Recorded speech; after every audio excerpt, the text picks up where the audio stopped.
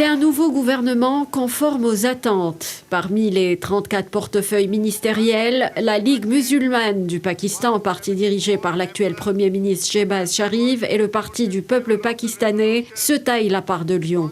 Ces deux formations longtemps rivales se sont ralliées en contribuant à la chute de l'ancien Premier ministre Imran Khan grâce à une motion de censure adoptée le 10 avril dernier par le Parlement.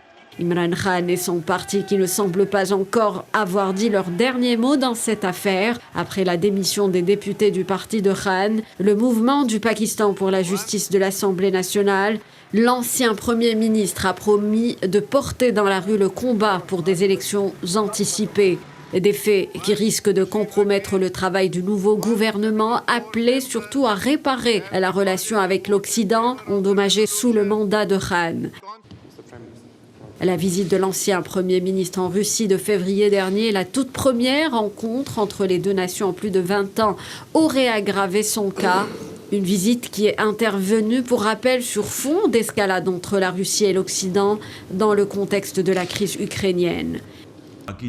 À la veille de sa destitution, Imran Khan, dans un discours à la nation, avait à nouveau pointé du doigt la responsabilité des États-Unis, dénonçant une conspiration ourdie avec l'opposition visant à le renverser.